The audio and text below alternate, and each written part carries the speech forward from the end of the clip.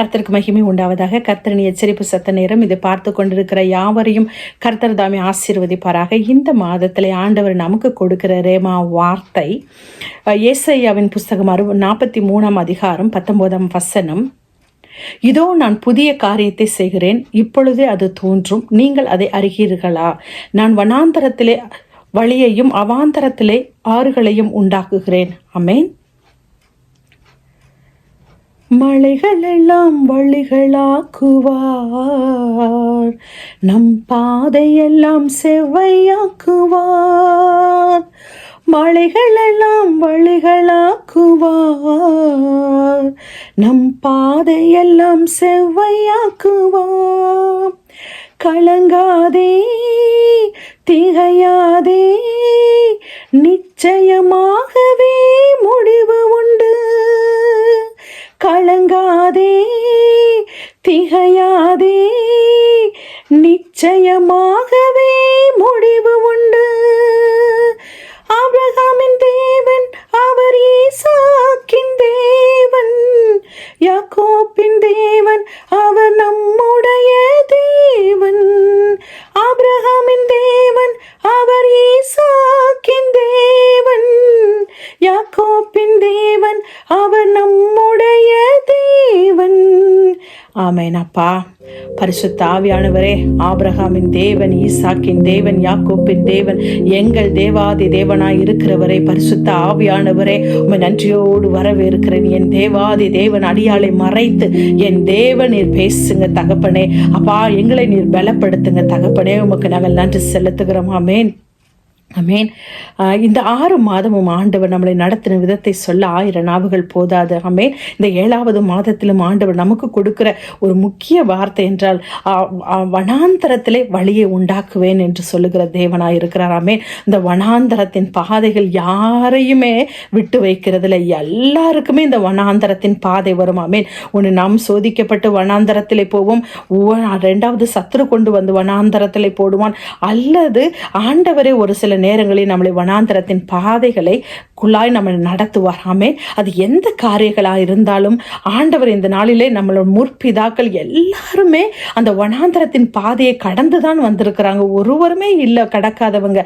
ஆபிரகாமா இருக்கட்டும், ஈசாக்கா இருக்கட்டும், யாக்கோப்பா இருக்கட்டும், யோசேப்பா இருக்கட்டும், எல்லாருமே அந்த வனாந்தரத்தில் கடந்துதான் அவர்களுடைய ராஜ்யங்களை சுதந்திரித்து கொண்டார்கள். ஆமென். இந்த வனாந்தரத்தின் பாதைகள் நமக்கு கடினமா தோணலாம், ஆனா அது போக போக அந்த வனாந்தரத்தின் பாதையில தான் ஆண்டவர் நம்மளுடைய வாக்குத்தத்தங்களை அதிகமாய் கொடுப்பார். வாக்குத்தத்தங்களை சுதந்திரித்துக் கொள்ளும்படியா பிள்ளைகளுக்கும் நமக்கும் ஆண்டவர் அதை உறுதிப்படுத்துவார். அந்த வனாந்தர பாதைகள் தான் வழியை உருவாக்கி கொடுப்பார். அந்த வனாந்தரத்தின் பாதையை தான் நம் ஆண்டவரை நோக்கி பார்ப்போம். அந்த வனாந்தரத்தின் பாதை தான் சுற்றி முற்றி நாம் யாருக்கும் உதவி செய்ய முடியாத சூழ்நிலை மற்றவர்கள் இருக்கும் பொழுது நாம் அவர் முகத்தை மாத்திரம் நாம் நோக்குவோம். ஆமென். அப்படி நோக்கும் பொழுதுதான் ஆண்டவர் நமக்கு கரம் கொடுக்கிற தேவனா இருக்கிறார். ஆமென். ஆனா அதை பயன்படுத்தி சத்துரு நமக்கு பயத்தை கொண்டு வருவான், கலக்கத்தை கொண்டு வருவான், தடைகளை கொண்டு வருவான், சோர்வினங்களை கொண்டு வருவான். ஆனா அது எல்லாத்தையும் எடுத்து போடுகிற தேவன் அவர் தான். ஆமென். வழியை உண்டாக்குவார். எப்படி இஸ்ரவேல் மக்களை எகிப்து தேசத்திலிருந்து ஆண்டவர் கூட்டிக் கொண்டு வரும் பொழுது அந்த வனாந்தரத்தின் பாதைகளிலே ஆண்டவர் நடத்தும் பொழுது அவர் பஸ்காவுக்காக ஆண்டவர் ஆயத்தம் படுத்துகிறார். ஆமென். இந்த நாளில் அந்த வனாந்தரம் என்பது எதற்குனா அந்த பஸ்காவை ஆசரிக்கும்படியாக. ஆமென். அந்த பஸ்காவை அவருக்காக கொண்டாடும்படியாக, அவர் யார் என்பதை அறிந்து கொள்ளும்படியாக அந்த வனாந்தரத்தின் பாதையிலே நம்மளை நடத்தி செல்கிறார். ஆமென். அந்த வனாந்தரத்தின் பாதையிலே எதுவுமே இல்லை. ஆமென். உணவு இல்லை, தண்ணி இல்லை, எதுவும் இல்லை. ஆனா அந்த பாதையிலும் ஆண்டவர் அவரை பிடித்து கொள்ளும்போது, அவரை நோக்கி பார்க்கும் பொழுது, அதாவது எப்படி சொன்ன மன்னாவை கொடுத்தார், கண்மலையின் தண்ணீரை கொடுத்தார்.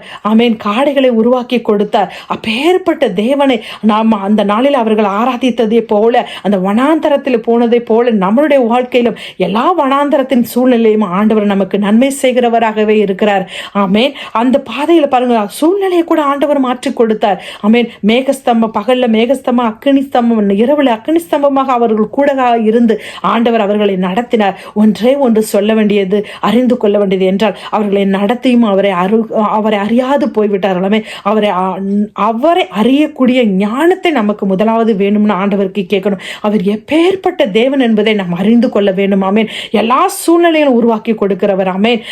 ஒரு சின்ன ஒரு சாட்சின்னு சொன்ன ஞாபகம் வரும் பொழுது, என் பொண்ணுங்க 2 பிள்ளைங்களும் சின்ன வயசு 8 to 9 இருக்கும். மூத்த பொண்ணுக்கு, இவளுக்கு வெறும் 4 வயசு இருக்கும், 5 வயசு இருக்கும்.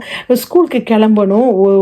கார் அன்னைக்கு ரெடி ஆகலை, ஏதோ பிரச்சனை இல்லை, கிளம்பணும், ப்ரேயர் பண்ணிட்டு கிளம்பணும் பார்க்குறப்ப ப்ரேயர் பண்ண போய் வெளியில் போய் பார்த்தா, ஜஸ்ட் ஸ்க்ரீனை வெளியே பார்த்தா ஒரே மழை, அடமில் 100% மழை பெஞ்சிட்டு இருக்கு. என்ன பண்ணுறது தெரியல. இந்த பசங்க சொல்கிறாங்க, மம்மி இப்போ ப்ரேயர் பண்ண போகிறோம்ல, நம்ம ப்ரேயர் பண்ணுவோம், ஆண்டவர் எல்லாத்தையும் மாற்றி கொடுப்பாரு தானே, அப்போ ப்ரேயர் பண்ணலான்னு சொல்லிட்டு எனக்கு என்னன்னு தோணா, 100% மழை பெஞ்சிட்டு இருக்கு, எப்படி உடனே எப்படி டக்குன்னு மாறும்?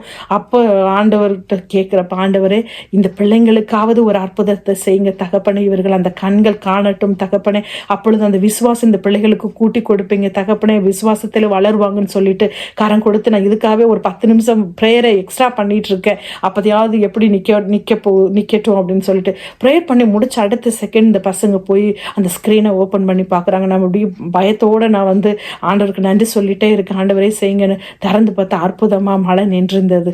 ஆமேன். அப்போ அவ்வளோ ஹாப்பி. இந்த பசங்களுக்கு நான் ஸ்கூலுக்கு நான் கூட்டிகிட்டு போனேன். எல்லா மக்களுக்காகவும் அந்த பிள்ளைகளை கூட்டிகிட்டு வர பேரண்ட்ஸ்க்காக ஜெபிக்கும் பொழுது ஆண்டவர் ஜெபத்தை கேட்கிற தேவன். ஆமேன். நமக்காக அந்த இயற்கையே உருவாக்கி கொடுக்கிற, இயற்கையே சேஞ்ச் பண்ணி கொடுக்கிற தெய்வத்தை நான் பாக்கியமாக கொண்டிருக்கேன். அவர் யார் என்பதை நாம் அறியும் பொழுது ஆண்டவர் பெரிய காரியங்களை செய்வார். ஆமேன். பாருங்க, அந்த காலத்தில் பார்க்கும் பொழுது தானியேலையும் அவரோட ஃப்ரெண்ட்ஸையும் அவரோட ஃப்ரெண்ட்ஸ் எல்லாம் இப்போ சாத்ராக் மேஷாக் ஆபேத்தை அந்த நெருப்புக்குள்ளாய் போடும் பொழுது நேபுகாத்நேச்சர் யார் என்பதை அறிந்து கொண்டார் அதன் மூலமாய். அதே போல் தரியுது ராஜாவும் தானியேலை சிங்க குகைக்குள்ளாய் போடும் பொழுது ஆண்டவர் தரியுது ராஜா பார்த்து சொல்ல, உன் தொடர்ந்து ஆராதிக்கிற தேவன் உன்னை விடுவித்தாரா என்று அந்நிய ஜாதியின் மக்கள், ஆண்டவரை அறியாத ராஜாக்கள் அவர் யார் என்று புரிந்து கொண்டார்கள். அவன் இஸ்ரவேல் மக்களை நடத்தி செல்லும் பொழுது அவர்களுக்கு கண்ணு தெரியல, அத்தனையும் பார்த்து அவங்க ஆண்டவரை புரிந்து கொள்ள முடியாத சூழ்நிலை பாருங்களேன். அதனால இந்த நாள் ஆண்டவர் சொல்ல, அவர் யார் என்பதை அறிந்து கொள்ளணும். ஆமேன். அந்த குஷ்டரோகியாக இருந்த நாகமான் கூட பாருங்களேன், தண்ணியில 7 முழுங்கி எழுந்த பிறகு அந்த ராஜா எழுந்து சொல்றாரு, இப்பேற்பட்ட தேவனுக்கு ஒரு பலிபீடத்தை கட்டுவன், இவரே ஒரே தேவன் என்றார். அப்ப அந்த அறிகிற ஞானம் வேணும் நமக்கு முதலாவது. ஆமேன். அவர் ஏசாயாவின் 42:3 பார்க்கும் பொழுது, அவர் நெறிந்த நாணலை முறியாதவர், மங்கிய திரிய அணையாதவர், நியாயத்தை உண்மையாய் விளங்க பண்ணுகிறவர். அமை நியாயத்தை உண்மையாய் அவளை வெளிப்படுத்துகிற தேவனாய் இருக்கிறார். மங்கிய, அதாவது நெறிந்த நாணல் பாருங்க, இந்த நாணலுக்கு பலனே கிடையாது. அந்த நாணல் ஒரு சின்ன ஆறு வந்தாலே வளைஞ்சுக்கும். எனக்கு நல்லா தெரியும், நான்லாம் கிராமத்தில் வாழ்ந்ததுனால நல்ல மழை பெஞ்சாலே வளைஞ்சுக்கும், காத்தடிச்சாலே வளைஞ்சுக்கும். ஆனா நம்ம ஒரு சின்ன ஒரு தாவரம் ஏதாவது ஆச்சுன்னா இது தேவையில்லைன்னு பிடுங்கி போட்டுரும். ஆனால் அந்த ஆண்டவர் அப்படிப்பட்டவர் இல்லை, அந்த நிமிர்ந்து நடக்க செய்கிறவர். ஆமென். எப்பேற்பட்ட சூழ்நிலையும் சமாதான குறைவா இருக்கட்டும், மகிமை உள்ள குறைவா இருக்கட்டும், எல்லா குறைவையும் ஆண்டவர் எடுத்து போட்டு மகிமை உள்ள வாழ்க்கை வருவார். உங்களை பலவீனமா இருக்கிற உங்களை ஆண்டவர் பலப்படுத்தி நடத்துவார். மங்கிய திரிய அணையாதவர், மங்கி போன வாழ்க்கை ஊழியத்திலேயா இருக்கட்டும், ஆமென், பிள்ளைகளுடைய வாழ்க்கையா இருக்கட்டும், வேத வாசிப்பா இருக்கட்டும், எல்லாத்திலையும் ஆண்டவர் மங்கிய சூழ்நிலையை, அந்த எண்ணெயில்லாத சூழ்நிலையை அவரே அபிஷேகத்தை தந்து ஆண்டவர் நடத்தி உங்களை மீண்டுமாய் திரியை ஏற்றி உங்களுடைய வாழ்க்கை விளக்கேற்றி அவர் இருளை வெளிச்சமாய் மாற்றுவார். ஆமென். நியாயத்தை வெளிப்படுத்துகிறவர் உண்மையாய். ஆமென். ஆண்டவர் முகத்தை பார்க்கிற தேவன் அல்ல, இருதயத்தை பார்க்கிறவர். மனிதன் கண் கண்டபடி தீர்மானம் செய்வான், காது கேட்டபடி தீர்மானிப்பார்கள். ஆனால் ஆண்டவர் அப்படி அல்ல. அவர் காது கேட்டபடி அல்ல, கண் கண்டபடி அல்ல. அவர் நியாயத்தை நியாயமாய் விசாரித்து கள்ள திராசு இல்லாதபடி ஆண்டவர் உங்களுக்கு நியாயம் செய்வார். ஏதாவது ஒரு காரியத்தில் எனக்கு நியாயம் வேண்டும் என்று நீங்கள் கேட்டுக்கொண்டிருக்கலாம். ஆண்டவர் நிச்சயமாவே நியாயம் செய்கிற தேவனாய் இருக்கிறார் எல்லா விதத்திலும். அவர் யார் என்பதை நாம் அறிந்து கொள்ளும் பொழுது நம்மை அசட்டை பண்ணாதவர், நம்ம புறக்கணியாத தேவன் அவராய் இருக்கிறார். ஆமென். எப்படி ரூத்தோட வாழ்க்கையும் நகோமியுடைய வாழ்க்கை மங்கி போன அந்த வாழ்க்கையை ஆண்டவர் எப்படி விளக்கேற்றினாரோ, ஒரு எல்லா விதத்திலும் ஆண்டவரை ஆமானுடைய வாழ்க்கையில மோர்தேக்காவோட வாழ்க்கையிலும் ஆண்டவர் ஆமானை கொன்று மோர்தேக்கு நியாயம் செய்தாரோ. ஆமென். இஸ்ரவேல் அந்த நாட்களில் எல்லாருக்கும் நியாயாதிபதியாக இருந்தாரோ, அதே போல உங்களுக்கும் எனக்கும் அவர் நியாயம் செய்கிறவராய் இருக்கிறார். அவரை பிடித்து கொண்டு நாம் வாழும் பொழுது ஆமென், அவர் நியாயம் செய்வார். வேத வாசிப்பை விட்டுறாதீங்க, ஆராதிக்கிறத விட்டுறாதீங்க, ஆராதிப்பை விட்டுறாதீங்க. ஆமென். இந்த ஆராதிப்பிலையும் ஆண்டவர் ஜெபத்திலையும் விசுவாசத்திலையும் நாம் பெருக வேதத்தில் வாசிக்கும் பொழுது மாத்திரம் சாத்தான் நாம் பயப்படுவான். அதனால தொடர்ந்து நீங்கள் ஆண்டவரை ஆராதிங்க. ஆராதிக்க ஆராதிக்க ஆண்டவர் விடுதலை செய்வார், நியாயம் செய்வார். ஆமென். அவாந்தர வழியை உண்டாக்கி தருவார், தடைகளை நீக்கி போடுவார், கோணலான வழிகளை செம்மையாக்குவார். ஆமென். கர்த்தர் தாம் இந்த வார்த்தையை ஆசீர்வதிப்பாராக. God bless you.